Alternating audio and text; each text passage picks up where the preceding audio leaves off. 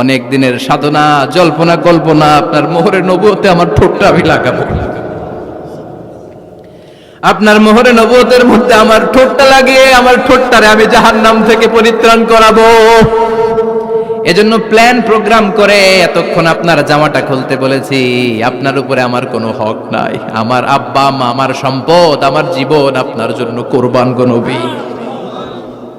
ওয়াকানা বাইনা কাতিফাইহি খাতামুন নবুওয়া, আর পিঠের মধ্যে কাজিররিল হাজালা, কবুতরের ডিমের মতো একটা মাহরুন নবুওয়া ছিল।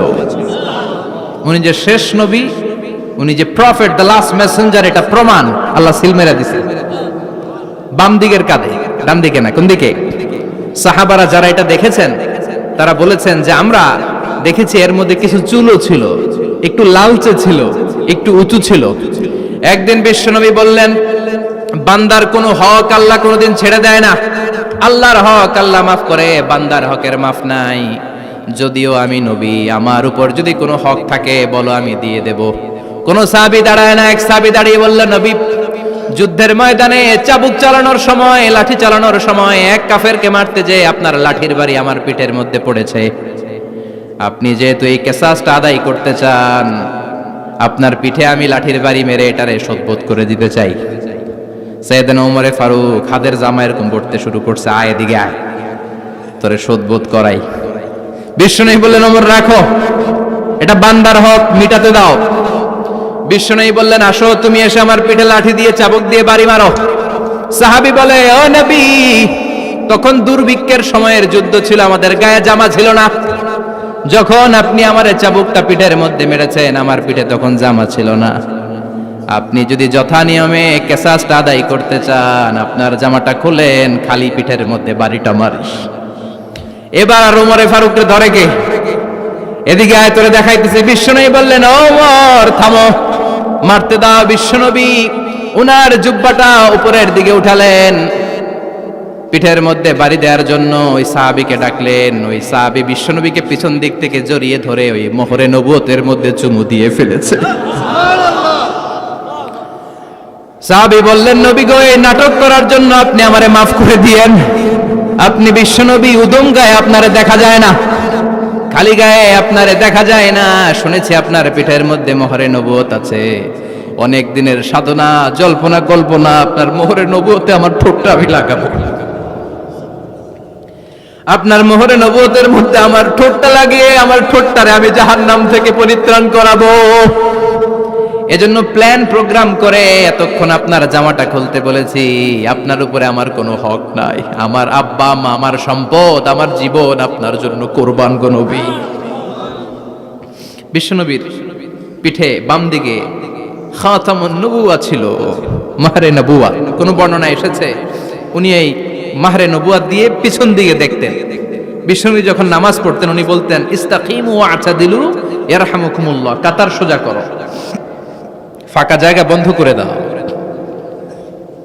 কারণ আমি সামনে যেমনি দেখি, পেছনেও তেমনি দেখি। অনেকে বলেন বিশ্বনবী পেছনে দেখতেন এই মাহরে নবুয়তের জায়গাটা দিয়ে। এটা ছিল বিশ্বনবীর behind CC camera, behind close circuit camera. আল্লাহু আকবার। বিশ্বনবী ছাড়া কোন নবীর পিঠে এরকম মাহরে নবুয়া ছিল নাকি? কথা বলেন। এজন্য ওই নবীরে গালি দিলে সহ্য হয়? কথা বলেন, সহ্য হয়? আবিয়াদুল ইবতাইন, বগল ছিল শুভ্র সাদা। আমাদের বগল কি সাদা? দুর্গন্ধ, কুৎসিত, কালো, তাই না? বিশ্বনবীরটা কালো? কথা কন, শুভ্র সাদা। আমরা দোয়া করি এভাবে। বিশ্বনবী মাঝে মাঝে দোয়া করতে করতে, বৃষ্টির জন্য যখন দোয়া চাইতেন, আরাফার ময়দানে যখন দোয়া চাইতেন, দোয়া করতে করতে হাতটারে উপরের দিকে করতেন। সবাই এরকম হাত তোলেন, সবাই হাত তোলেন। বিশ্বনবী মাঝে মাঝে আবেগের চোটে এইখান থেকে হাতটা এই জায়গায় নিয়ে যেতেন। সুবহানাল্লাহ। বিশ্বনবী যখন হাত আবেগের চোটে উপরের দিকে উঠাতেন, বিশ্বনবীর বগল দেখা যেত। সাহাবারা বলতেন, হাত্তা ইউরা বায়াদু ইবতাইহি, এই সুযোগে আমরা দেখতাম ওনার বগলটা ধবধবে সাদা, কোনো দাগ ছিল না। মুস্তাওয়াল জাবিন, প্রশস্ত ললাট ছিল। আসাম্মুল আনফ, খাড়া নাক ছিল। বিশ্বনবীর নাক কিন্তু বোচা ছিল না, এরকম চ্যাপটা নাকরে আপনারা কোম্পানিগঞ্জে কি বলেন? চাকমা। কি নাক? হ্যাঁ, বুসা, নাক বুসা বা বোচা। বিশ্বনবীর নাক এই চাকমা স্টাইলে নাক ছিল না, খাড়া ছিল, খাড়া নাক ছিল। সুবহানাল্লাহ পড়ো। মুফাল্লিজুল আসনান, দাঁতগুলো ছিল পরিপাটি। বিশ্বনবীর দাঁতের দিকে তাকালে, বিশ্বনবীর হাসির দিকে তাকালে মনে হতো হাসিতে যেন মুক্তা ঝরে। বিশ্বনবী দেখতে কেমন ছিল আন্দাজ পাচ্ছেন না মোটামুটি? এই চমৎকার দেহটা নিয়ে যখন আয়নার সামনে দাঁড়াতেন, বিশ্বনবী জোস জোস পোজ দিতেন না। এখনকার ছেলেপেলেরা বলে আয়নার সামনে দাঁড়াইয়া দেই জোস জোস পোজ, আছে না নাই? বিশ্বনবী জোস জোস পোজ দিতেন না। বিশ্বনবী আয়নার সামনে দাঁড়িয়ে বলতেন, আল্লাহুম্মা হাসানতা খালকি ফাহসিন খুলুকি। ও আল্লাহ, আমার চেহারাটা যেমনি আপনি সুন্দর বানিয়েছেন, আমার হৃদয়টারেও সুন্দর করে দেন।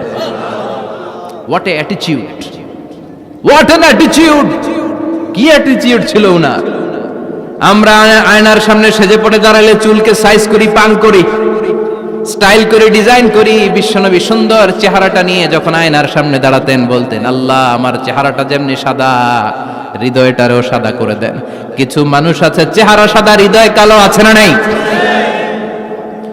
কিছু মানুষ আছে চেহারাটা কুচকুচে কালো, অন্তরটা সাদা, এমন মানুষও আছে না নাই? বিশ্বনবীর ভেতরও সাদা, বাহিরও সাদা। সুবহানাল্লাহ। আর এই সুন্দর সাদা দেহ নিয়ে আয়নায় দাঁড়িয়ে পড়তেন, আল্লাহ, চেহারা যেমনি সুন্দর, চরিত্রটাও সুন্দর করে দেয়। এজন্য আয়নার সামনে দাঁড়িয়ে এই দোয়ার দরকার, আছে না নাই? পড়তে রাজি আছেন? মনে থাকবে না মাহফিল শেষ ভুলে যাবেন? মনে থাকবে? আয়নার সামনে আপনি যখন দাঁড়াবেন, আপনার স্ত্রী যখন দাঁড়াবে, আপনার বাচ্চারা যখন দাঁড়াবে, বলে দিবেন, বাবা, আয়নার সামনে দাঁড়ানোর দোয়া পড়ো। কত অসাধারণ দোয়া!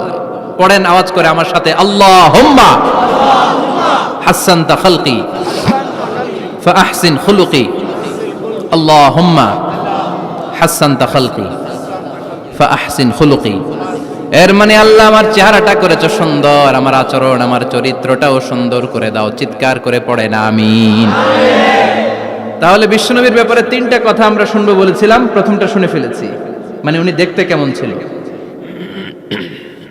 উনি দেখতে কেমন ছিল, এর মধ্যে আমাদের আমলের কিছু নাই, শুধু বর্ণনা করা আর শোনা আর বিশ্বনবীকে ভালোবাসা, ঠিক কিনা? কারণ উনার না খাড়া, আমার তো খাড়া নাও হইতে পারে। উনি সুন্দর, আমি তো শ্যামলা হইতে পারি, কারণ এটা আল্লাহর দেয়া পরীক্ষা, ঠিক কিনা? দ্বিতীয় পয়েন্ট থেকে আমাদের আমল শুরু। দ্বিতীয় পয়েন্ট ছিল বিশ্বনবীর আচরণগত বৈশিষ্ট্য। আমার নবীর বিহেভিয়ার কেমন ছিল, কন্ডাক্ট সিস্টেম কেমন ছিল, ম্যানার কেমন ছিল, মানুষের সাথে কমিউনিকেশনটা কেমন ছিল, ব্যবহারিক জীবনটা কেমন ছিল, এগুলো আমল করার দরকার, আছে না নাই? কষ্ট হচ্ছে? কষ্ট হচ্ছে? মনোযোগ আছে তো? মনোযোগ আছে না গেছে? আমরা এবার শুনবো বিশ্বনবীর আচরণ কেমন ছিল। বিশ্বনবী যখন রাস্তা দিয়ে হাঁটতেন, ইয়ামশি হাউনান, বিনয়ের সাথে হাঁটতেন। ইয়ামশি হাউনান, রহমানের বান্দারাও বিনয়ের সাথে রাস্তা দিয়ে হাঁটে, ঠিক কিনা? ওয়াইবাদুর রহমানিল্লাযীনা ইয়ামশুনা আলাল আরদি হাওনাও ওয়া ইযা খাতাবাহুমুল জাহিলুনা ক্বালু সালামা। রহমানের বান্দারা যখন রাস্তা দিয়ে হাঁটে, বিনয়ের সাথে হাঁটে, তারা অহংকার প্রদর্শন করে না, মানুষের সাথে বিনয়ের সাথে রাস্তা দিয়ে হাঁটে। এজন্য রাস্তা দিয়ে যখন হাঁটবো, বিনয়ের সাথে হাঁটবো। রাজি আছেন তো? নাকি অহংকার প্রদর্শন করে হাঁটবেন? বিশেষ করে যুবকেরা, 3-4 জন যুবক একসাথে হলে রাস্তায় ওদের আর কারো হুঁশ জ্ঞান থাকে না, পুরো দুনিয়াটাই মনে হয় দুনিয়াটাই আমার, আছে না নাই? না, মুরব্বীকেও সম্মান করবা, মহিলাদেরকে সম্মান করবা, তোমার জায়গায় তুমি হাঁটবা, ভদ্রভাবে হাঁটবা। ভদ্রভাবে হাঁটার দরকার, আছে না নাই? উনি মুরব্বী, একদিন উনিও তোমার মতো যুবক ছিল, ঠিক কিনা? এই যে আমার কালো দাড়ি, আজীবন কালো থাকবে? কথা বলেন। উনার সাদা দাড়ি, ছোটবেলায় মনে সাদা দাড়ি নিয়ে আসছিল না? হ্যাঁ, উনিও একদিন তাগড়া যুবক ছিল, উনিও কোম্পানিগঞ্জ বাজারে দাঁড়ালে লোকজন তাকিয়ে থাকতো, ঠিক কিনা? তার মানে রং ধরা যৌবন জং ধরে শেষ। যৌবন সব সময় থাকে না, সার্টেন একটা পিরিয়ডের জন্য আল্লাহ দিয়েছে। এজন্য যুবক ভাইরা, তোমাদের রক্ত গরম, তোমাদেরকে বিনয়ী হতে হবে বেশি, ঠিক কিনা? রাজি আছো তো সবাই? বিশ্বনবী বিনয়ের সাথে হাঁটতেন। ওয়াকানা ইয়াতাবাসসাম, সবসময় মুচকি হাসতেন। কি করতেন? মুচকি হাসেন তো আপনারা? হাসেন না? মুচকি হাসবেন, কারণ মুচকি হাসতে পয়সা লাগে না। লাগে? মুচকি হাসি দেন তো একটা। এই যে সবার এখন মুচকি হাসি, পয়সা লাগছে? কথা কন। তাবাসসুমুকা ফি ওয়াজহি আখিকা সাদাকা, you would smile to your brother, it's a charity. তুমি তোমার ভাইয়ের দিকে তাকিয়ে যে মুচকি হাসবে, এত সদকা দেওয়ার সওয়াব হয়ে যাবে। বিশ্বনবী সব সময় মুচকি হাসতেন। হাসি তিন ধরনের, তাবাসসুম, দিহক, কাহকাহা। কাহকাহা মানে অট্টহাসি, আলিফ লাইলার দত্তরা যেমন হাসি দেয় ওই হাসি। এটা নামাজের মধ্যে কেউ দিলে নামাজও শেষ, ওযুও। আর দেহেক, হালকা আওয়াজে হাসি, সামান্য দাঁত দেখা যায় মাঝে মাঝে। বিশ্বনবী মজা করে এরকম হাসি দিতেন, কিন্তু সব সময় বিশ্বনবীর ঠোঁটের মধ্যে মুচকি হাসি লেগেই থাকতো। তাহলে আমরা বিনয়ের সাথে হাঁটবো, নাম্বার 1। নাম্বার 2, সব সময় মুচকি হাসবো। রাজি আছেন? ঘরে যেই স্ত্রীকে একটা মুচকি হাসি দিবেন, আজকে রাতেই দিবেন, যেই একটা মুচকি হাসি। রাজি আছেন? হ্যাঁ? ভালোবাসা বাড়াই দিবে কে? কথা কয় না। ভালোবাসার কথা আসলে আওয়াজ কমে যায়। ভালোবাসার কথাও কোরআনে আছে না নাই? আল্লাহু আকবার। আল্লাহ দাম্পত্য জীবনের ভালোবাসা তুমি বাড়িয়ে দাও। ইদাল তাফাতা ইলতাফাতা জামিআন। এই দুই একজন ওঠা বসা করতেছে কেন? ওঠা বসা করা যাবে না, বসেন। আর অল্প কয়েক মিনিট কথা বলবো। এখানে তো অনেক বিশৃঙ্খল, আমি তো বলতেছি না কিছু, অনেক বিশৃঙ্খল হয়ে গেছে মাহফিলটা। ওঠা বসা করা যাবে না, বসেন। 2-4 মিনিট কথা বলে আমরা একসাথে বিদায় নিব। কারণ এই মাহফিলগুলোর একটা সৌন্দর্য আছে, আপনি ওঠা বসা করলে সৌন্দর্যটা নষ্ট হয়। আপনি কি মনে করছেন শুধু এই মিডিয়া কর্মীরাই ভিডিও করে, ফেরেশতাদের ভিডিও নাই? ওয়া কুল্লা শাইইন আহসাইনাহু ফি ইমামিম মুবিন। ফেরেশতাদের ভিডিও ক্যামেরার নাম ইমামুম মুবিন। সুবহানাল্লাহ পড়েন। এই ইমামুম মুবিন নামক ক্যামকর্ডার, এটা দিয়ে তারা রেকর্ড করে নিয়ে যায়। এজন্য ওঠা বসা করলে এটা সুন্দর লাগবে। কথা বলেন। আর উঠবেন কেউ? আর কয়েক মিনিট কথা বলবো, আমরা কেউ উঠবো না ইনশাআল্লাহ। পড়েন। ইদাল তাফাতা ইলতাফাতা জামিআন। বিশ্বনবীর যদি ডানে বায়ে কোথাও তাকানোর দরকার হতো, উনি আর চোখে তাকাতেন না। অনেকে এইভাবে বসে আছে, ডানে এমনে তাকায়, এমনে আছে না নাই? এইভাবে এমনে তাকায়, আছে না নাই? এইভাবে তাকানো যাবে না।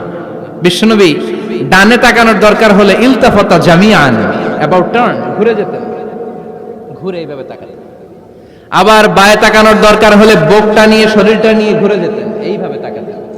সুবহানাল্লাহ পড়বেন না? আর চোখে তাকানো কি ভালো স্বভাব? বিশ্বনবী ইদাল তাফাতা ইলতাফাতা জামিআন, যেদিকে তাকাবেন ওদিকে ফুল্লি মনোনিবেশ করতেন, তারপরে তাকাতেন। সুবহানাল্লাহ পড়েন। ওয়া কানা মুস্তাহিয়ান, লাজুক ছিলেন, বেশ লাজুক। এখন সমাজে লাজুকতা নাই, লাজ শরম আমরা হারাতে বসেছি, ঠিক কি না? বিশ্বনবী আসাদ্দু হায়াআন মিনাল আযরা ফি খিদরিহা, যেই মেয়েদের বিয়ে হয় নাই, এমন ভার্জিন নারী, কুমারী নারী যারা পর্দার ভেতরে অনেক লাজুক হয়ে বসে থাকে, বিশ্বনবী পর্দার আড়ালের ওই কুমারী নারীদের চাইতেও বেশি লাজুক ছিলেন। এত লাজুক ছিলেন, এত লাজুক ছিলেন, লজ্জা পেলে চেহারাটা বিশ্বনবী লাল হয়ে যেত। ছোট্টবেলায় হালিমাতুস সাদিয়ার বাড়িতে যখন দুধ খেতে গিয়েছিলেন, বিশ্বনবীর দুধমা হালিমাতুস সাদিয়া বলে, এই কুরাইশি মুহাম্মদ ছেলেটাকে কখনো কাঁদতে দেখি নাই। ক্ষুধা লাগলেও কাঁদে না, ব্যথা পেলেও কাঁদে না, শুধু লজ্জাস্থানের জায়গা থেকে কাপড়টা একটু সরে গেলে ছোট্ট মুহাম্মদ চিৎকার দিয়ে ওঠে। কি বুঝে সে? ক্ষুধা লাগলেও কাঁদতো না, ব্যথা পেলেও কাঁদতো না, লজ্জাস্থানের জায়গা থেকে কাপড় সরে গেলে বিশ্বনবী চিৎকার দিয়ে উঠতেন। সুবহানাল্লাহ পড়েন। এজন্য লজ্জা শরমের দরকার আছে না নাই? ইযা লাম তাস্তাহি ফাসনা মা শি'তা, যদি লজ্জা শরম না থাকে যা মন চায় তাই করতে পারো। এটা আমাদের বাংলাদেশে ব্যাপক। লাজ শরম কিচ্ছু নাই, যে যেটার যোগ্য না সে সেইটা করতে যায়, ঠিক কি না? এই যে হিরো আলমের মনোনয়ন নিয়ে টানাটানি, কোনো লজ্জা শরম আছে? আমার যোগ্যতা থাকতে হবে না? আমাকে রাজনীতি জানতে হবে না? আমাকে যদি আজকে বলে মিজানুর রহমান আজহারী আপনি অনেক কোয়ালিফাইড লোক, আপনি কালকেই দেশের প্রধানমন্ত্রী, আমি ওই জায়গায় বেহুশ, কারণ আমার নাই কোনো রাজনৈতিক জ্ঞান, নাই কোনো ডিপ্লোম্যাটিক জ্ঞান, নাই কোনো কূটনৈতিক জ্ঞান, এই কাজ আমার নয়। এজন্য লাজুকতার বড় দরকার। যেখানে যার বসা দরকার সে সেখানে যাবে। কিয়ামতের আগে যেই লোক যেই চেয়ারে বসার দরকার ওই লোক ওই চেয়ারে বসবে না। এটা হলো কিয়ামতের আলামত। জোরে কোন ঠিক কিনা? সভাপতি হওয়ার যোগ্যতা নাই, সভাপতি হয়, আছে না নাই? সেক্রেটারি হওয়ার যোগ্যতা নাই, সেক্রেটারি হয়, এরকম সমাজে আছে না নাই? নেতা হওয়ার যোগ্যতা নাই, নেতা হয়, আছে না নাই? সবগুলো কিয়ামতের আলামত। আমার বিশ্বনবী এমন লাজুক ছিলেন, বিশ্বনবীর মতো এমন লাজুক নবী আর কেউ ছিল নাকি? কথা বলেন। ওয়া কানা আসহাবুল মাইমানা, বিশ্বনবী ডানপন্থী ছিলেন। কি পন্থী? কি পন্থী? মুষ্টিবদ্ধ ডান হাতটাকে এরকম উপরের দিকে করেন আর চিৎকার করে বলেন, বিশ্বনবী কোন পন্থী ছিল? আমরা কোন পন্থী?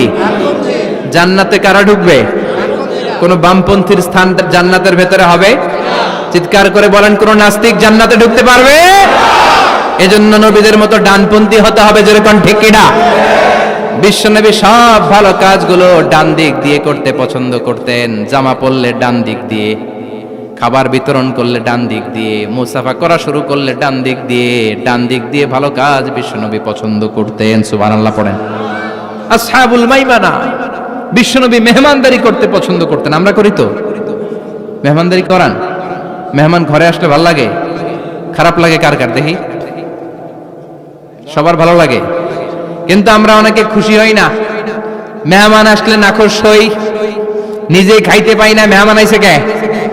খাওয়ামু করতে, খাওন নাই, যেন ও খাওন বানাইছে। খাওন পাঠায় কে? রিজিক দেয় কে? গোটা বিশ্বের সবাই মিলে আমরা একটা চাল বানাতে পারবো নাকি? ওমিয়া চাইনিজ চাউল না, চাইনিজ ডিম না, ওগুলো সবাই পারে, ঠিক কিনা? আল্লাহর বানানো ন্যাচারাল চাল, গাছের মধ্যে হওয়া যেই চাল, ধান আল্লাহ তৈরি করেছে, এরকম ধান, এরকম একটা পেয়ারা, এরকম ছোট্ট একটা কমলার টুকরা গোটা বিশ্বের সবাই মিলে বানাতে পারে নাকি? এজন্য রিজিকের মালিক কে? মেহমান আপনার রিজিকে ভাগ বসাতে আসে না, সে তো তার রিজিক নিয়ে আসে, সে আরো এসে আপনার রিজিকে বরকত ঢুকিয়ে দিয়ে যায়। চিল্লা এখন ঠিক কিনা? কারণ আমরা বরকতে বিশ্বাসী। বরকত বিশ্বাস করেন? 5 লাখ টাকা মাসে কামায়, ডাইন হাতে বা হাতে, আছে না নাই? হালাল হারাম ইচ্ছা মতো কামায়, মাস শেষে কিচ্ছু থাকে না, এরকম ডাকাইত আছে না নাই? হসপিটালের একটা বিল পরিশোধ করতে 3 লাখ চলে যায়, ঋণের বোঝায় জর্জরিত, রাতে ঘুম নাই, তার মানে বরকত নাই। আরেকজনের বেতন 20,000, কয় হাজার?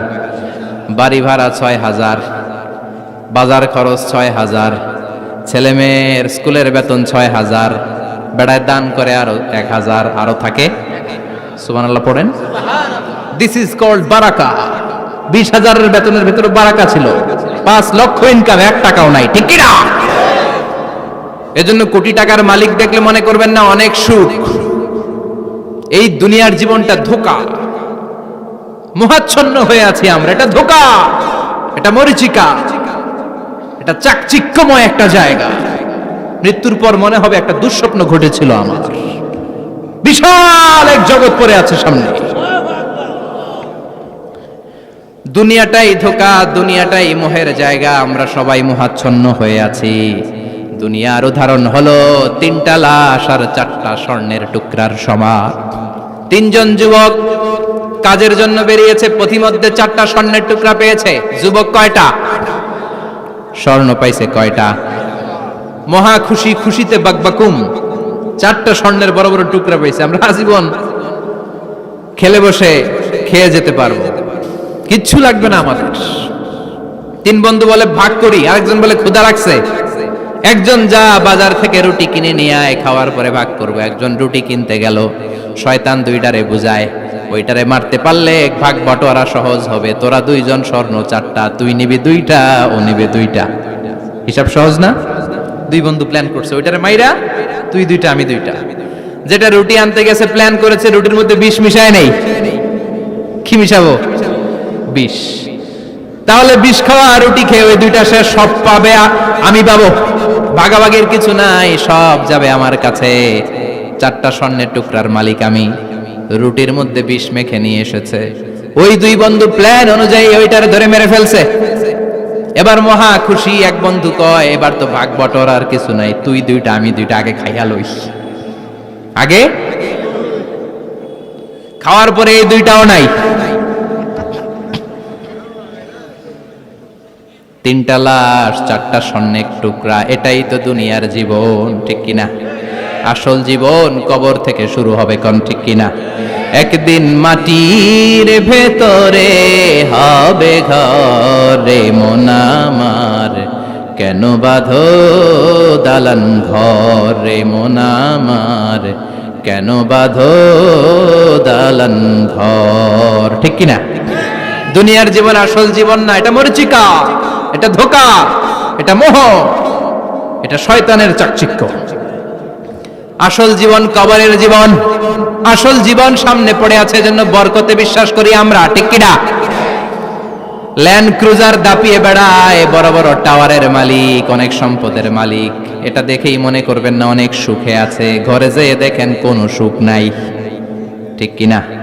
সাধারণত টাকা যার বেশি দুঃখ তার বেশি, টাকা যার কম সুখ তার বেশি। সুবহানাল্লাহ পড়েন। আল কানাআতু মিনাল ইসলাম। এজন্য আমার শ্রমিক ভাইয়েরা, আপনাদের এক পা জান্নাতে এমনিই ঢুকে আছে। নামাজ পড়বেন, মা বাবার খেদমত করবেন, ইসলামের নিয়মগুলো মানবেন, দ্বিতীয় পাটাও জান্নাতে ঢুকায় দিবে কে? আর যারা কোটি কোটি টাকার পাহাড় বানিয়েছে, ওদের হিসাবের ফিরিস্তি অনেক বড়। বিশাল বাড়ির মালিক, ল্যান্ড ক্রুজার চালায়, সাবরোলেট চালায়, পোরশে, ফারারে, ল্যাম্বরগিনি চালায়, আছে না নাই? ঘরে সুখ নাই, রাতে ঘুম নাই, টেনশন আর টেনশন, 4টা ট্যাবলেট খেয়ে আধা ঘন্টা ঘুমাতে পারে না, এরকম ধনী আছে না নাই? সব ধনীরা আবার এক পাল্লায় মাইপেন না। হালাল পন্থায় মাথার ঘাম পায়ে ফেলে যেই ধনী ব্যবসায়ীরা বড় লোক হয়েছে, ওদের ঘরে ঠিকই শান্তি আছে। তার মানে টাকা যার বেশি, অসুখ তার বেশি, কিচ্ছু খেতে পারে না। দেখবেন ধনীদের খাবারের ডায়েটে থাকে ভেজিটেবলস আইটেম, ঠিক কিনা? এমনি হজম হয় না, আবার ডাক্তারের কাছে গেলে বলে কিচ্ছু খাবেন না, খালি ঘাস খাবেন। কি খাবেন? মানে ভেজিটেবল খাবেন, সবজি খাবেন তো সুস্থ থাকবেন, আছে না নাই? ঘুম নাই, শান্তি নাই। এই যে কোম্পানিগঞ্জ বাজারের যারা কুলি মজুর শ্রমিক, এদের ঘুমে ঝামেলা আছে, কথা বলেন। ধনী পয়সাওয়ালা কোটিপতি, সে ঘুমের ট্যাবলেট খায়, ঘুমের জন্য যে ট্যাবলেট লাগে রিকশাওয়ালা ওইটাই জানে না, ঠিক কিনা? 1000 কোটি টাকার মালিক হলে বাড়ি কিনা যায়, গাড়ি কিনা যায়, সুখ কিনা যায় না। কোম্পানিগঞ্জ বাজারে সুখ বিক্রি হয় এমন দোকান আছে নাকি? কথা কন, একটাও নাই। কি করলেন আপনারা? সুখের দোকান দিতে পারলেন না? কি আজীব তামাশা! টাকা দিয়ে সুখ কিনা যায় না, গাড়ি কিনা যায়, বাড়ি কিনা যায়, কিন্তু সুখ নো ওয়ে, কেনা যায় না। টাকা হলে জাজিম কিনা যায়, বালিশ কিনা যায়, ঘুম কিনা যায় না। ঘুম কিনা যায়? ফার্মেসিতে ডাক্তারের কাছে যে যদি বলেন 2000 টাকার ঘুম দেন, দিবে? ডাক্তার কি বলবে? দূর মিয়া, আমারই ঘুম আসে না, তোমারে আমি ঘুম বিক্রি করুম। আচ্ছা না নাই? শ্রমিক ভাই, রিকশাওয়ালাদের ঘুমের ঝামেলা নাই, যেখানে রাই তো ওইখানেই, যেখানে রাই তো ওইখানেই কাই। ওর মাথা লাগতে দেরি বিছানায়, নাক ডাকতে দেরি হয়, ওর নাকের ডাকের আওয়াজে ট্রাকের ইঞ্জিনও ফেল, ঠিক কিনা? এজন্য আমরা বরকতে বিশ্বাসী। অল্প খাবো, অল্প পড়বো, অল্প জমাবো, অল্পের ভেতর বরকত দিয়েছে কে?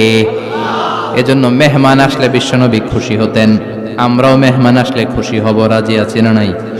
সবাই রাজি? মেহমানদারি করাবেন তো? এরপরে বিশ্বনবী ইনসাফ করতেন। কি করতেন? ইনসাফ করতেন। বিচার করার সময় বিশ্বনবী ইনসাফ করতেন। গোটা বিশ্বকে ইনসাফ শিখিয়েছেন বিশ্বনবী। আমাদের দেশেও তো ইনসাফ হয় না? হাইকোর্টে, সুপ্রিম কোর্টে, গ্রাম্য সালিশে আছে, আছে। আহা, আহকামুল হাকিমিনের দরবারে সবগুলো বিচার আবার বসবে। চিল্লায় বলেন ঠিক কিনা? অমিয়া দুনিয়াতে বিচারপতি বিচারের রায় দেয়, ওই বিচারপতিরও বিচার আছে না নাই? সবচেয়ে বড় বিচারপতির নাম কি? বিশ্বনবী ইনসাফ করে গোটা বিশ্বকে দেখিয়ে গেলেন কেমন করে বিচার করতে হয়। বিশ্বনবীর কাছে কখনো বিচার আসলে বিশ্বনবী দুই পক্ষের কথা শুনে রায় দিতেন। পড়েন সুবহানাল্লাহ।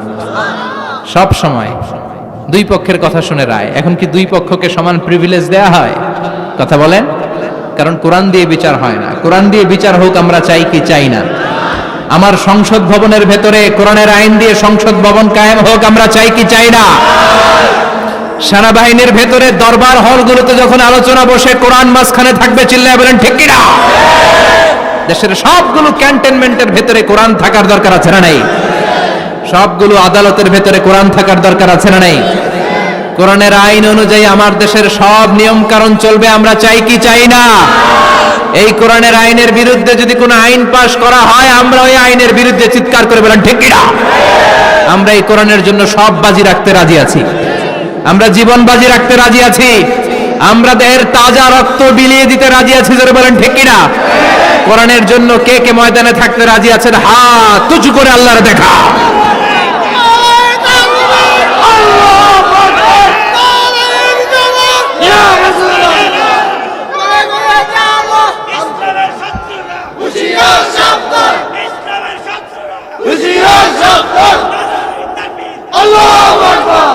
আল্লাহ কোরআনের জন্য যে ভালোবাসা, এটাকে তুমি কবুল করো।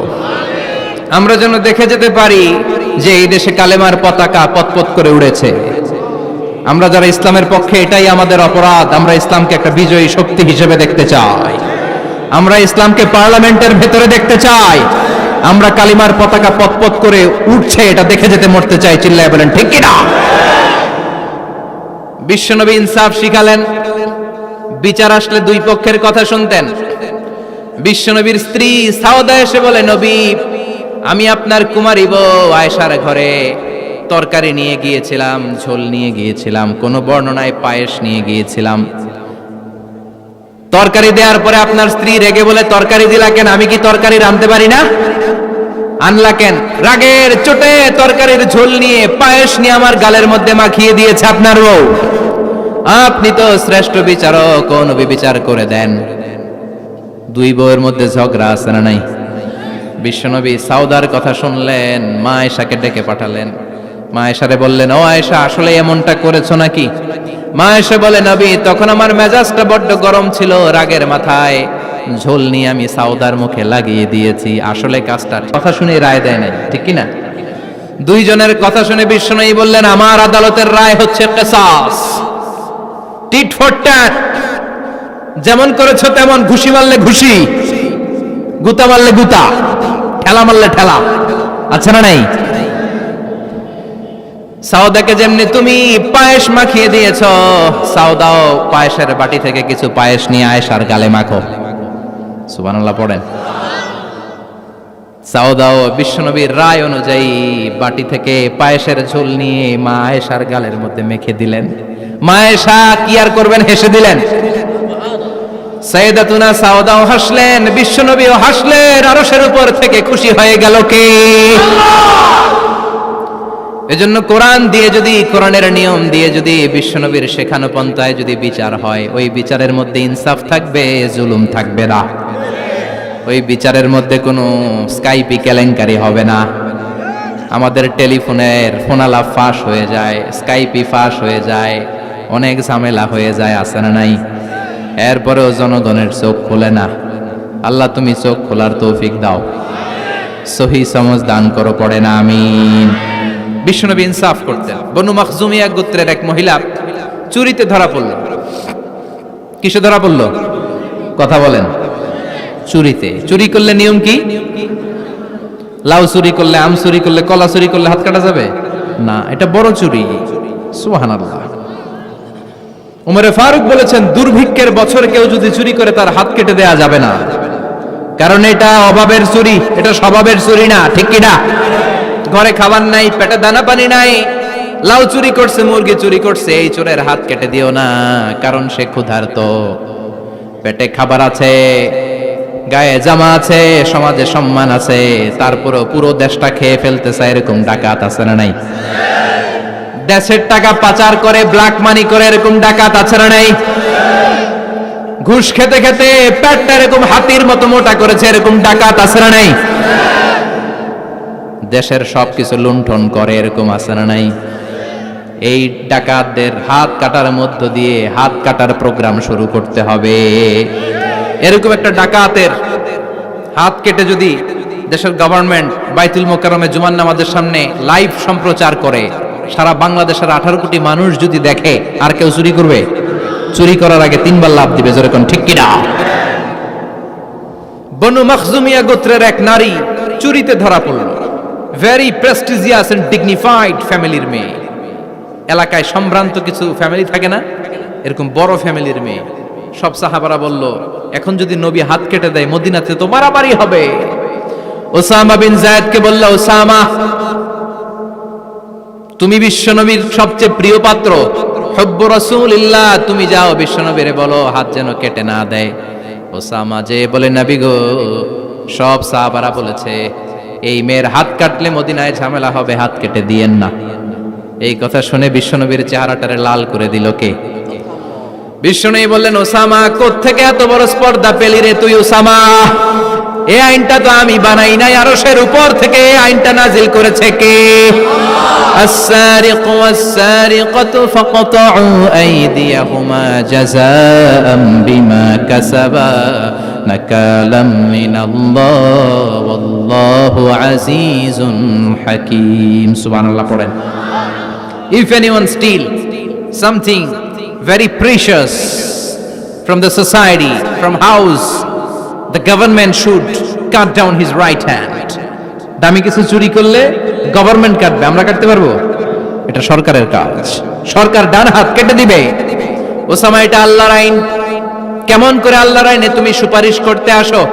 কোন বানু মাখজুমিয়া গোত্রের মেয়ে? ওই মেয়ে তো দূরের কথা, আমার কলিজার টুকরা ফাতেমাও যদি চুরি করে, আমি রামদানিয়ে ফাতেমার ডান হাতটা এক কোপ দিয়ে কেটে দিতে এক মুহূর্ত দেরি করব না রে ওসামা। জাস্টিস, ইনসাফ শিখে নাও। কেমন করে প্রতিষ্ঠা করেছে বিশ্বনবী, চিৎকার করে বলেন ঠিক কি না?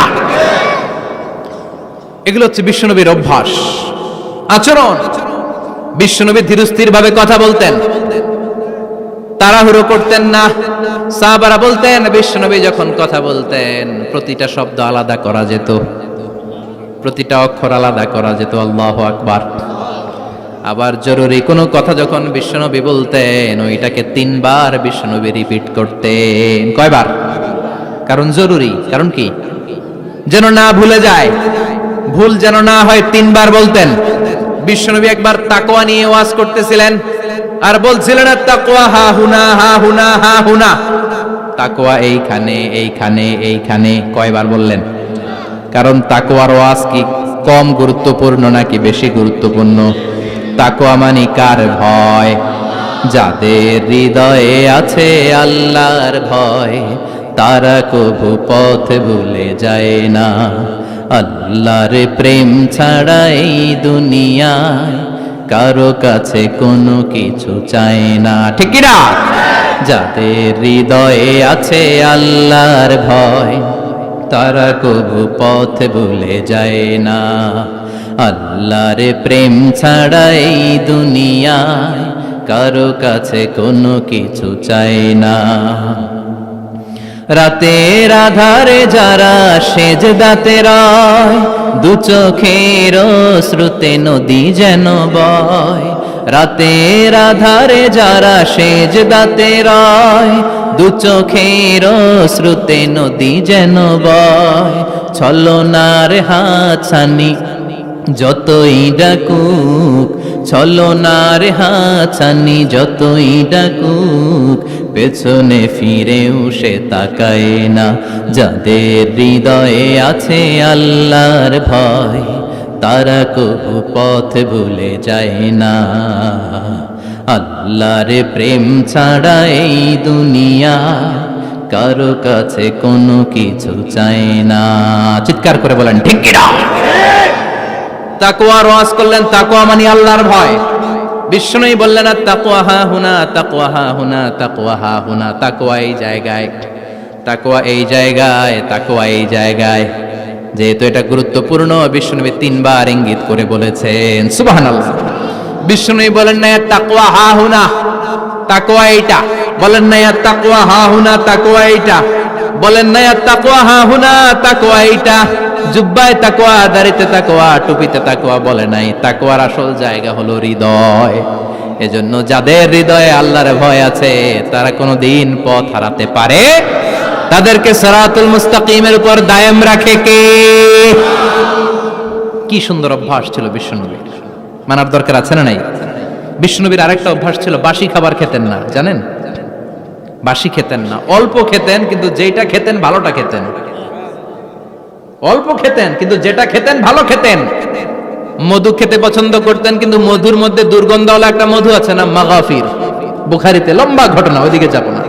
এই মাগাফিরের মধু উনি খেতে চাইতেন না। ভালো সুগন্ধিওয়ালা মধু তিনি বিশ্বনবী খেতে পছন্দ করতেন। বিশ্বনবীর খাবারের তালিকায় সবচেয়ে পছন্দনীয় তালিকায় ছিল এই মধু। মধু খেতেন, দুধ খেতেন, খেজুর খেতেন, জব খেতেন, বার্লি খেতেন, ছাগলের বাজুর মাংস খেতে পছন্দ করতেন, সিনার মাংস। সুবহানাল্লাহ কইবেন না? What a choice! কি চয়েস ছিল বিশ্বনবী! বাজুর মাংস খেতেন। বিশ্বনবী লাউ খেতে পছন্দ করতেন, লাউ। রুম্মান ফল খেতে পছন্দ করতেন, রুম্মান মানে ডালিম। রুম্মান মানে কি? ডালিম খেতে পছন্দ করতেন। মাশরুম খেতে পছন্দ করতেন। সুবহানাল্লাহ পড়েন। মাশরুমের স্যুপ পাওয়া যায় না রেস্টুরেন্টে? বিশ্বনবী বলতেন, আল কামআতু মিনাল মান্নি ওয়া মাউহা শিফাউন লিল আইন। এই কামআহ মানে মাশরুম, ব্যাঙের ছাতা, এটা হলো মান্না সালোয়ার মতো দামি খাবার। আর এই মাশরুমের স্যুপ চোখের জন্য মহৌষধ। যাদের রাত কানা দিন কানা আছে, মাশরুমের স্যুপ খান, চোখ ভালো করে দিবে কে? এজন্য বিশ্বনবী যেগুলো খেত এগুলো খাওয়ার দরকার আছে না নাই? বিশ্বনবীর যে সুন্দর চরিত্র ছিল, আচরণ ছিল, এগুলো পালনের দরকার আছে না নাই? তাহলে বিশ্বনবীর তিনটা কথা বলবো বলেছিলাম। প্রথম কথা ছিল দেখতে কেমন ছিল। অনেক কথা এত বলা যাবে না, সংক্ষেপে বললাম যে বিশ্বনবীর আচরণ কেমন ছিল। এখন শুনবো, শেষ কথা বলে যাই, বিশ্বনবীর ইন্টেলেকচুয়াল পাওয়ার কেমন ছিল, ওনার বুদ্ধিমত্তা কেমন ছিল। Our beloved prophet Muhammad, the last messenger, was a very good mediator. বিশ্বনবী ভালো মিডিয়েটর ছিলেন। বিশ্বনবী ভালো মধ্যস্থতাকারী ছিলেন। ঝগড়া লাগলে মিলাই দিতে পারতেন চমৎকার। সুবহানাল্লাহ বাড়িতে দেয়া জিমায় পড়ছেন? কষ্ট হচ্ছে? আর কয়েক মিনিট পড়বো, একটা তাকবীর দেন, লিল্লাহি তাকবীর। He was a very good mediator. মধ্যস্থতাকারী ব্যক্তিত্ব ছিলেন। স্বামী স্ত্রীর মধ্যে ঝগড়া লাগলে মিলাইয়া দিতেন, বন্ধু বন্ধু ঝগড়া মিলাইয়া দিতেন, সমাজে সমাজে মারামারি মিলাইয়া দিতেন। মক্কা থেকে মদিনায় যখন গেলেন, মদিনায় 120 বছরের একটা যুদ্ধ চলছিল, কেউ যুদ্ধটা থামাতে পারে না। বিশ্বনবী 7 দিনের ব্যবধানে যুদ্ধ থামিয়ে দিলে। Intellectual capacity, very good mediator. এজন্য বিশ্বনবীর উম্মত যারা, তাদের অভ্যাস হবে ঝগড়া লাগায় দেওয়া যাবে না, মিলায় দিতে হবে। ঠিক কিনা? আমরা যদি ঝগড়া দেখি দূর থেকে আরো লাগায় দিতে চাই, আছে না নাই? কোম্পানিগঞ্জ বাজারে ঝগড়া, কয় লাগুক আরো লাগুক, ধরবি না, থামাবি না। দূর থেকে মজা দেখি, মজাই লাগে, এরকম ডাকাইত আছে না নাই? আগুন লাগলে পানি দিয়ে নেবায়, অনেকে তেল ঢালে, আছে না নাই? কি করবেন? মিলিয়ে দিবেন। আপনার মর্যাদা বাড়িয়ে দিবে কে? বিশ্বনবী ভেরি গুড মিডিয়েটর ছিলেন। বিশ্বনবী লজিক্যাল এবং রেশনাল ছিলেন, বুদ্ধিমত্তাকে কাজে লাগাতেন। এক সাহাবী এসে বলে, নবী ইযান লি বিজিনা, আমারে জিনার অনুমতি দেন। কিসের অনুমতি? কার কাছে অনুমতি চাইলো? অন্যান্য সাহাবারা এই যুবক ছেলেটাকে ধমকাতে লাগলো, বসো, এই মিয়া বসো, বিশ্বনবীর কাছে কি কথা বলে এগুলা? ওই যুবক বসে রইল। বিশ্বনবী কাজ সারলেন, এরপর বললেন, আইনাস শাবাব, ওই যুবকটা কোথায়, এদিকে আসো, কি চাইছো বলো। কয়, বিশ্বনবী আপনি আমারে জিনা করার অনুমতি দেন। বিশ্বনবী যুবকটারে কাছে ডেকে আনলেন, বললেন, ও যুবক, তোমার ঘরে বোন আছে কিনা? কয়, আছে। তোমার বোনের সাথে কোনো পুরুষ জিনা করুক, তোমার কেমন লাগবে? সে বলে, আমি এই পুরুষটারে হত্যা করব। হত্যা করবা? ওকে, ডান। তোমার ঘরে মা আছে কিনা? আছে। তোমার মায়ের সাথে পর পুরুষ জিনা করবে, কেমন লাগবে? কয়, আমি সাইজ করবো ওরে। তোমার ঘরে স্ত্রী আছে কিনা? আছে। তোমার স্ত্রীর সাথে যদি কেউ জিনা করে কেমন লাগবে? বলে, আমি তারে ছাড়বো না। বিশ্বনবী বললেন, তাহলে যেই মহিলার সাথে তুমি জিনা করবা, সেও তো কারো বোন, সেও তো কারো স্ত্রী, সেও তো কারো মা, ঠিক কিনা?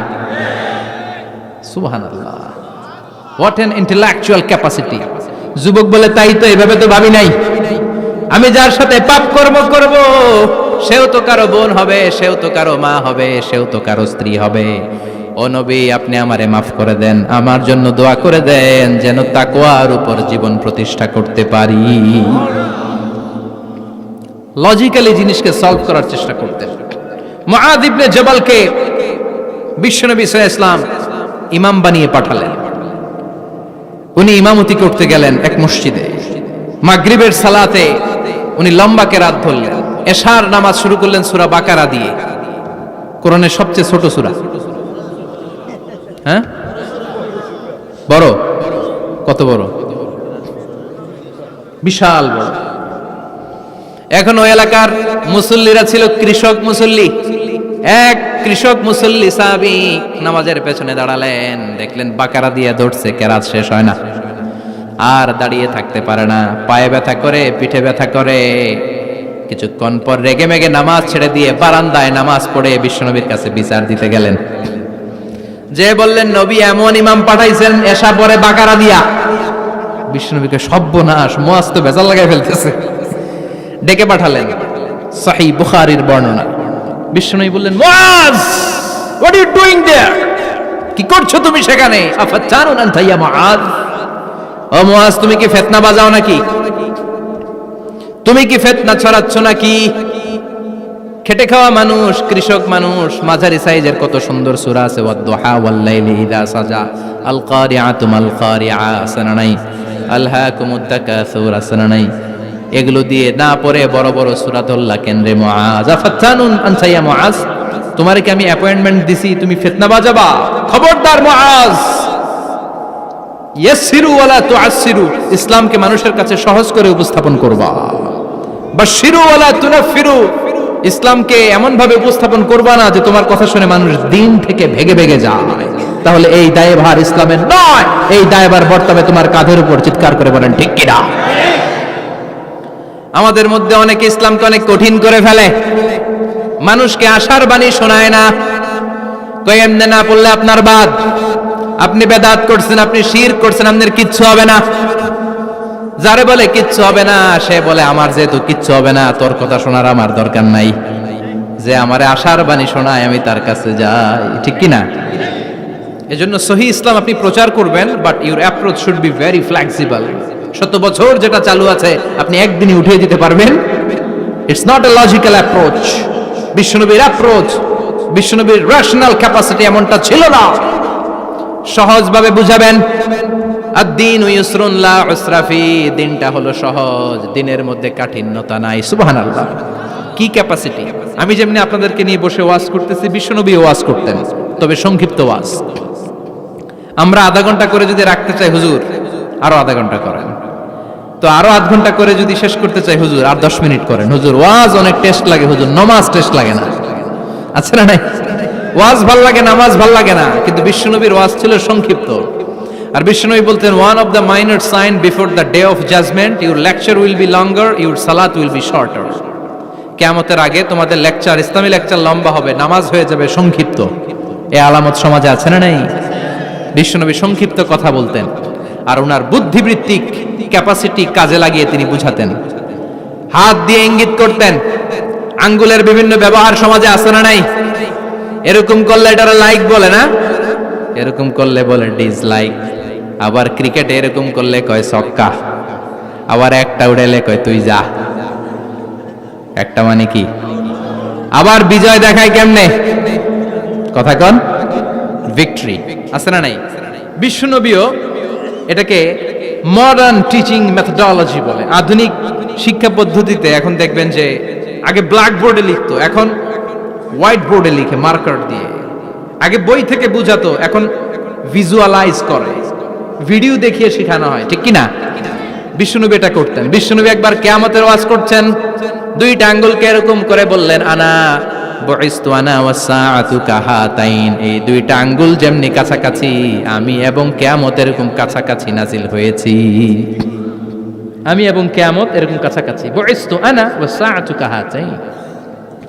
আবার বলতেন, আনা ওয়া কাফিলুল ইয়াতীমি কাহাতাইন, আমি এবং ইয়াতীমের রক্ষণাবেক্ষণকারী এই দুইজন জান্নাতের এরকম কাছাকাছি থাকবো। কোন সুবহানাল্লাহ। এরকম আঙ্গুল দিয়ে বিশ্বনবী বুঝাতে চাইতেন। আবার মাটির মধ্যে খেজুর গাছের ডালা দিয়ে লম্বা একটা দাগ টানলেন, ডানে বায়ে অনেকগুলো দাগ টানলেন। সাহাবারা বললেন, এটা কি? বিশ্বনবী বললেন, এই যে দাগটা দেখলা, এই দাগটার নাম হলো সিরাতুল মুস্তাকিম। চিল্লায় বলেন, এই দাগটার নাম কি? সিরাতুল মুস্তাকিম। আর ডানে বায়ে ছোট ছোট যে দাগগুলো দিলাম এগুলো হলো সুবুলুশ শায়তান, শয়তানের রাস্তা। সিরাতুল মুস্তাকিমে উঠলে শয়তানের রাস্তা থেকে অনেক হাতছানি আছে না নেই? ডানে বায়ে তাকানো যাবে না। সিরাতুল মুস্তাকিমে যে তুমি উঠেছো, চলতে থাকে বা চলা শুরু হলো দুনিয়াতে, শেষ হয়ে যাবে জান্নাতে। বিশ্বনবী মাঝে মাঝে বুঝানোর জন্য প্রশ্ন করতেন, কারণ প্রশ্ন ছুড়ে দিলে মানুষের মধ্যে জানার আগ্রহ বাড়ে না কমে? কথা বলেন। আমি যদি একটা প্রশ্ন করি আর বললাম উত্তর দেন, কেউ পারতেছেন, একটু ঠেকা ঠেকা ভাব, ঠেকে যাচ্ছেন, তখন হুট করে উত্তরটা বললে এটার জীবনে ভুলবেন না, বলবেন? কারণ ওই যে ঠেকছেন, শিখছো কোথায়? ঠেকছি যেথায়, ঠিক কি না? বিশ্বনবী প্রশ্ন করতেন। বিশ্বনবীর এই প্রশ্নটা বলে শেষ করছি। বিশ্বনবী সাহাবাদের মাঝখানে ওয়াজ করতেছেন আর বলতেছেন, ইন্না মিনাশ শাজারি শাজারা লা ইয়াসকুতু ওয়ারাকুহা মাসালুহু কামাসালিল মুসলিম। বললেন, আমাদের এই ভূখণ্ডে এমন একটা গাছ আছে, যেই গাছের পাতা ঝরে না, এই গাছের দৃষ্টান্ত মুমিনের দৃষ্টান্তের মতো। বলো তো গাছটা কি? কে জানো? কেউ কথা কয় না। কি গাছ? কি গাছ? কেউ কথা কয় না, কেউ বলতে পারে না। কেউ বলে শাজারাতুল বাওয়াদি, ওই ক্যাকটাস গাছ, পাহাড়ি গাছ, ওই গাছ, সেই গাছ, কেউ বলতে পারে না। বিশ্বনবী বললেন, কেউ পারো নাই? সঠিকটা শুনে নাও, ইন্নাহা নাখলা, এটা খেজুর গাছ। সুবহানাল্লাহ পড়েন। সাহাবীরা ভাবছে এটা তো ঘরের পাশে আছে, এটা মনে কয় নাই। সব ঘরের চিপায় আরব দেশে খেজুর গাছ, সাহাবারা ভাবছে এটা তো ঘরের গাছ, এটা মনে হয় জিজ্ঞেস করে না, এজন্য দূরে দূরে চিন্তা করছে। কোন সুবহানাল্লাহ। সব সাহাবীরা বাড়িতে ফিরে গেলেন। ওমরে ফারুক, ওনার ছেলে আব্দুল্লাহ ইবনে ওমরও গেল। আব্দুল্লাহ বলে, আব্বা, বিষ্ণুনবী যে জিজ্ঞেস করেছিল, বলো তো কোন গাছের পাতা ঝরে না, যেই গাছের দৃষ্টান্ত মুমিনের দৃষ্টান্তের মতো? আপনারা কেউ পারেন নাই, আমি কিন্তু জানতাম এটা খেজুর গাছ। ওমরে ফারুক বললেন, বেটা কইলি না কেন? কইতে পারলে নবীর সামনে আমার কলিজাটা এত বড় হয়ে যেত। আমার কলিজার টুকরা ছেলে পেড়েছে, কেউ পারে নাই। আব্দুল্লাহ বলে, বাপ চাচা আপনারা কেউ পারেন না, আমি কই কেমনে? শরম লাগছে, শরম। সুবহানাল্লাহ কইবেন না? QA session, questioning answering session করে বিশ্বনবী সাহাবাদেরকে শিখাতে চাইতেন। এজন্য এ নবী এমন নবী যে নবীর পুরো জীবনের প্রতিটি ইঞ্চি ইঞ্চি জায়গাতে আমাদের জন্য শিক্ষা আছে না নাই? এই শিক্ষাগুলো গ্রহণ করতে রাজি আছেন তো? যা শুনলাম আমল করতে রাজি আছেন তো? বিশ্বনবীর জীবনী গ্রন্থ বেশি বেশি স্টাডি করতে রাজি আছেন ইনশাআল্লাহ? 2-4 জন কইছে খালি। সবাই রাজি আছেন তো ইনশাআল্লাহ? যাদের ঘরে বিশ্বনবীর কোনো জীবনী নাই, বাংলা অনেক জীবনী গ্রন্থ পাওয়া যায়। কোম্পানিগঞ্জের ইসলামী যে লাইব্রেরিগুলো আছে, সেখান থেকে বিশ্বনবীর জীবনী গ্রন্থ কালেক্ট করে পড়বেন। বিশ্বনবীর জীবনী হচ্ছে আমাদের জন্য মডেল, ঠিক কি না? এবং এই মডেল অনুযায়ী যদি আমাদের জীবনকে আমরা সাজাতে পারি, জান্নাতের দুয়ারগুলো আমাদের জন্য খোলা রাখবে কে? আল্লাহ আমাদের সবাইকে কথাগুলো বুঝার ও আমল করার তৌফিক দান করুক। আমরা পড়ি আমিন। কেউ উঠবেন না। যতগুলো কথা বলেছি কোরআন সুন্নাহর আলোকে বলেছি, বানিয়ে কিছু বলি নাই। তারপরেও আমার মনের অজান্তে কোনো মিস ইনফরমেশন যদি আমার মুখ ফসকে বেরিয়ে যায়, সেগুলো যেন আল্লাহ তাআলা আপনাদের স্মৃতিপট থেকে মুছে দেয়। আমরা পড়ি আমিন। সত্য, সুন্দর, কল্যাণকর, হকের পক্ষে যা বললাম তার সবটুকুন আল্লাহ তাআলা প্রথমে আমাকে এবং আপনাদের সবাইকে আমলের তৌফিক দান করে। আমরা পড়ি আমিন। আপনারা সবাই ভালো থাকবেন, সুস্থ থাকবেন, সুন্দর থাকবেন, কোরআনের সাথে থাকবেন। সুবহানাকাল্লাহুম্মা বিহামদিকা আশহাদু আল্লা ইলাহা ইল্লা আনতা আস্তাগফিরুকা ওয়া আতুবু ইলাইক।